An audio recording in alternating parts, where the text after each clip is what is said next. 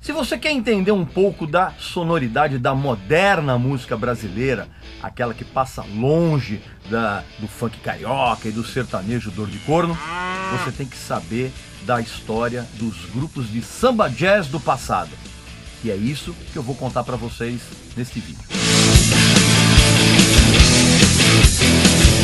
Meu amigo e minha amiga, se você quer ter uma exata noção de onde veio a sonoridade da moderna música brasileira que se faz hoje em dia, aquela bastante afastada das áreas mais popularescas da audição do povo, desse povaréu aí, você tem que saber que houve um período muito rico no passado da música brasileira em que o samba e o jazz se cruzaram de uma maneira absolutamente sublime. E isso tem a ver com o início da bossa nova. Calma que eu vou explicar. Você sabe muito bem que a bossa nova ela apareceu no finalzinho dos anos 50, começo dos anos 60 e realmente se transformou depois numa febre mundial durante a primeira metade dos anos 60. Só que com a vertente cantada da bossa nova, que era muito influenciada por aquele jazz tranquilo que as pessoas conheciam na época como West Coast Jazz, ou seja, o jazz da costa oeste americana, surgiu também uma vertente instrumental que era muito influenciada pelo jazz da costa leste, em Nova York, o pessoal lá do bebop, e surgiram então grupos, normalmente no formato de trio, piano, baixo e bateria, formado por músicos que tinham uma tarimba muito grande, tanto no samba quanto no jazz, que eram os dois elementos que na verdade haviam influenciado de uma forma mais ampla a própria bossa nova. Isso, fomentado por um circuito de bares e casas noturnas que havia na época, acabou criando uma cena instrumental simplesmente brilhante. Uma das características mais interessantes desses trios estava no pianista, porque normalmente o pianista desses trios instrumentais, ele tocava com a mão esquerda um ritmo próximo do samba, que era praticamente o samba, e a mão direita era o lado jazz do estilo. Ou seja, o pianista então tocava os dois estilos, intercalando e interagindo entre ambos.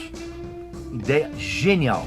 E já que eu falei do Dom Salvador, eu vou trazer para vocês aqui a indicação dos dois discos que ele gravou com o Rio 65 Trio, junto com o baixista Sérgio Barroso e o extraordinário baterista Edson Machado. O Rio 65 Trio de 1965 e A Hora e a Vez da MPM de 1966. MPM, na verdade, era música popular moderna. Esse trio era simplesmente sensacional. Por quê? Porque primeiro que os temas eram maravilhosos, assim, essa junção de samba com jazz era feita de uma maneira quase que perfeita. E esse trio tinha uma característica muito interessante. Ele era um som ao mesmo tempo vibrante e intimista, que era perfeito para você ouvir em locais pequenos, vamos dizer assim. E tinha, evidentemente, o Edson Machado, que era um baterista nervosíssimo, no melhor sentido da palavra. Esses dois discos aqui são essenciais para você entender esse período. O Dom Salvador também tinha o seu trio, né, que ele gravou alguns discos muito interessantes, e ele também foi um dos responsáveis pelo surgimento da Black Music nos anos 70. Lembra aquele vídeo que eu gravei a respeito do verdadeiro funk brasileiro? Pois é. Aí o Dom Salvador, em 1973, se eu não me engano, ele foi embora para os Estados Unidos, acabou radicado lá, passou o tempo todo tocando num restaurante muito chique lá, né, para a comunidade brasileira e tal. Ele, de vez em quando, ele aparece por aqui. Então, Rio 65 Trio, você tem que conhecer, sem sombra de dúvida. E já que eu falei no Edson Machado, você também tem que conhecer esse disco aqui, ó. Disco solo dele, Samba Novo. Mas esse aqui eu vou falar num outro vídeo a respeito dos grandes bateristas da história da música brasileira. Aguarda! Outros dois grupos que você precisa conhecer têm em comum a presença do espetacular pianista César Camargo Mariano. Estou falando do Sambalanço Trio e do Som 3. O Sambalanço Trio era o César Camargo Mariano, o baixista Humberto Kleiber e outro baterista nervosíssimo, no melhor sentido que o termo pode ter, evidentemente, que era o lendário Airto Moreira. O grupo, ele durou de 64 a 66, mas ele foi importantíssimo, porque além do trabalho sensacional que o grupo apresentava, eles tiveram uma parceria com o bailarino Lenny Dale, que era um americano que veio para cá, e foi justamente o Lenny Dale que trouxe ao Brasil um tipo de profissionalismo até então inédito. Ele tinha um cuidado com o som, com a iluminação, com os horários, era um profissionalismo que até então não rolava aqui no Brasil. E essa associação do Lenny Dale com o Sambalanço Trio produziu alguns dos shows mais memoráveis da história da música brasileira. Sambalanço Trio, você tem que conhecer. Aí quando o César saiu do Sambalanço Trio, ele montou o Som 3, aqui ó. Inclusive eu gosto muito dessa banda, eu tenho vários discos aqui, ó. Tem o Som 3, tem o Som 3 Show, aqui, sensacional também. Tem esse o famoso Som 3 do Tobogã, também, que é genial. Tem, ó, esses discos, eu tenho vários discos que eu gosto muito desse grupo, cara. Foi um grupo incrivelmente maravilhoso. Aqui, ó, tem vários. O Som 3 era o César Camargo Mariano, o baixista Sebastião Sabá e o batera Toninho Pinheiro. Uma das melhores características desse grupo era a incrível interação que havia entre a harmonia e a melodia do jazz com o ritmo do samba. Era um negócio totalmente sincopado, os temas eram extremamente bem arranjados, era um som de padrão internacional, que você precisa realmente conhecer o Som 3. Antes de eu continuar com essa matéria, eu quero dar um recado para você que é pai, mãe e está preocupado com o planeta que os seus filhos vão herdar. Presta atenção. Você está preocupado com o tipo de mundo que você vai deixar para os seus filhos? Ou você ainda nem parou para pensar nisso? Deveria. Vou te dar um exemplo de como o planeta está indo para um caminho muito errado. Você sabia que dos 320 milhões de toneladas de plástico que são produzidas por ano, só 14% são recicláveis? Só 14%. E dessas toneladas, 8 milhões vão parar nos oceanos. Lá na praia que você frequenta com a tua família, quando você vai dar aquela nadada, né? Tá cheio de plástico boiando. Para você se sentir ainda mais apavorado, saiba que se a coisa continuar do jeito que está, em 2050 nós vamos ter mais quilos de plástico nos oceanos do que de peixes. Vai ser mais fácil você pescar um balde de plástico do que um mísero peixe. Uma vergonha.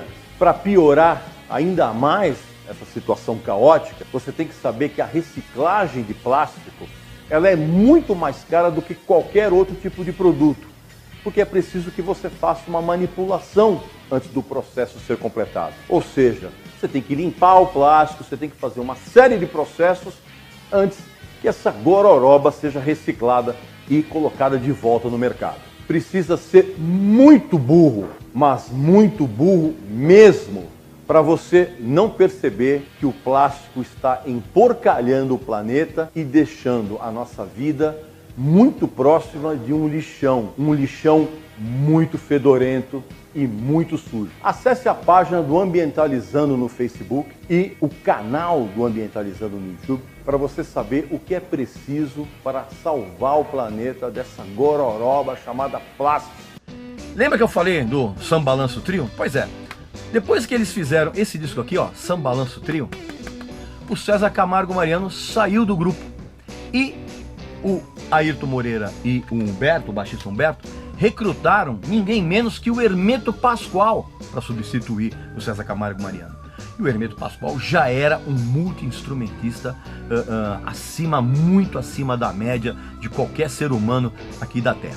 Só que o Hermeto Pascoal, ele fez uma exigência. Ele entraria no grupo desde que a banda mudasse de nome. E foi o que aconteceu.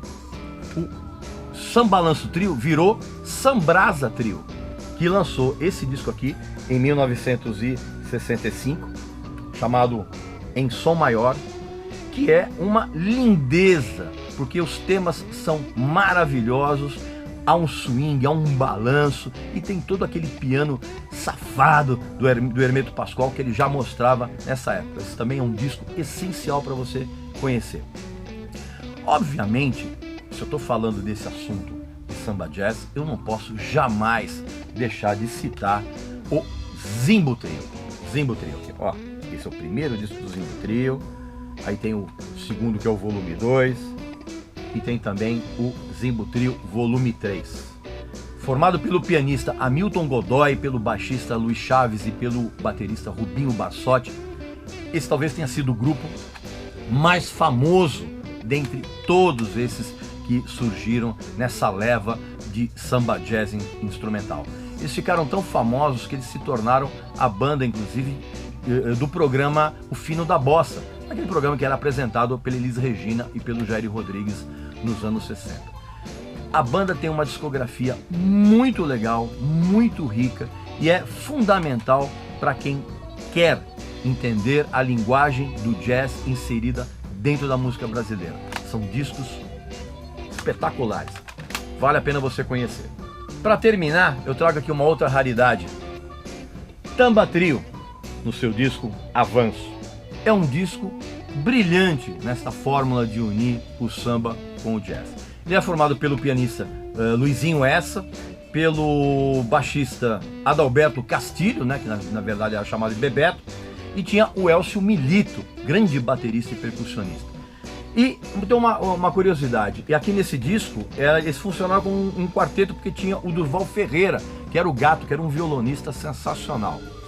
O grupo começou, na verdade, acompanhando duas ótimas cantoras da música brasileira, que era a Maísa e a Leni Andrade. Aí em 67, quando entrou o baixista Dório Ferreira, o que aconteceu? O Bebeto virou flautista, e aí o grupo mudou de nome para Tamba 4, que também é um grupo maravilhoso, do qual eu vou falar num futuro vídeo aqui, tá bom? Porque realmente faltaram muitos nomes aqui nessa matéria, não dá para colocar todo mundo, tá legal? Não esquece que todos os exemplos musicais do que eu mostrei aqui estão nos links abaixo, aqui na descrição do vídeo, tá legal?